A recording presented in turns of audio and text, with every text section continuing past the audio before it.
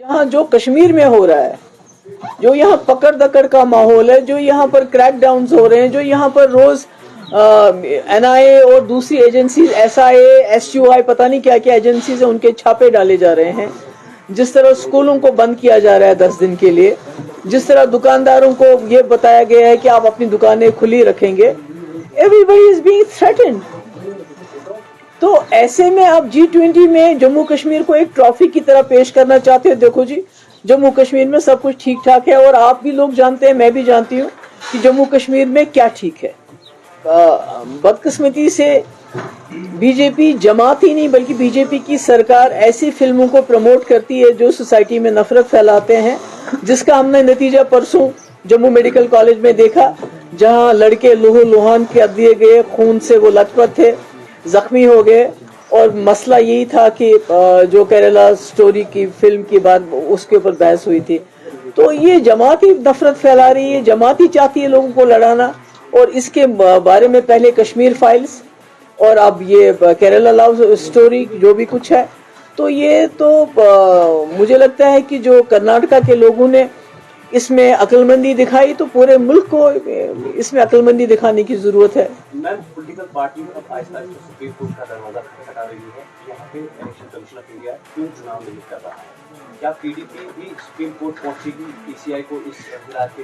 अगर PDP के पास resources हो तो हम सबसे पहले जो हमारे नौजवान जम्मू कश्मीर के अंदर, जम्मू कश्मीर के बाहर पिछले 4-5 साल से जेलों में सड़ रहे हैं, जिनके माँ बाप इतने गरीब हैं कि वो वहां जाके उनका केस तो लड़ने की बात दूर की है, उनसे मिलने के लिए भी नहीं जा सकते हैं, जो दिन रात रोते रहते हैं अपने बच्चों से मिलने के लिए, जिनके केसेस में जो हेयरिंग ही नहीं होती, अगर हेयरिंग होती है तो सरकार की तरफ से गवाह नहीं पेश किए जाते हैं, यानी जिनका प्रोसेस जो चल रहा है वही सजा बन चुका है, और 4-5 साल से कुछ भी नहीं हो रहा है। तो अगर हमारे पास वसाइल हो तो हम सुप्रीम कोर्ट में जाके उनका केस लड़ेंगे। इलेक्शन तो बाद की बात है। जो यहाँ के लोगों के बेसिक राइट्स हैं, एक्सप्रेशन, अपनी बात कहने का, अपनी मर्जी से दुकान खोलने का, बंद करने का, अपनी मर्जी से सड़क पे चलने का, कहाँ पर चले कहाँ नहीं चले, तो जब आपके बेसिक राइट्स ही खत्म हो गए, इलेक्शन तो बहुत दूर की बात है।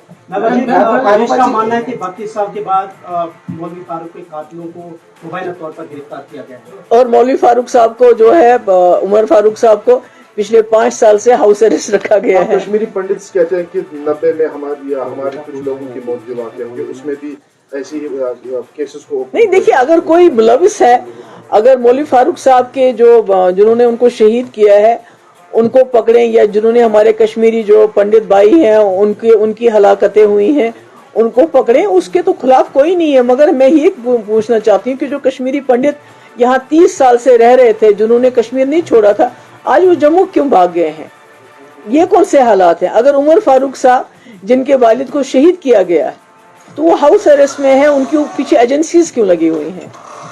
महबूबा जी, जब आपकी गवर्नमेंट थी करीबन 11,000 बच्चों को आपने प्ले से रिमूव किया गया, तो आज की गवर्नमेंट जो है उन बच्चों को वापस पुलिस स्टेशन ला रही है और यही कह रही है कि जब तक G20 खत्म हो जाए आपको सुबह शाम पुलिस स्टेशन में ही रहना पड़ेगा। वो तो मैंने पिछली बार भी आपको कहा है कि पहले भी पकड़ के लेते थे, अब G20 की वजह से और भी ज्यादा पकड़ दकड़ हो गई है। जिस तरह से उनको बंद किया जा रहा है, नहीं, एक पैरानोया है, एक डर है, एक खौफ है, पता नहीं क्या होने वाला है। ये तो जबानी तो ये कहते हैं सब कुछ ठीक ठाक है, मगर इनके दिल में चोर है। इनको पता है जो उन्होंने 2019 को किया बहुत बड़ी गलती की है, और उसकी जो ये है उस सजा यहाँ के लोगों को दिन ब दिन देते जा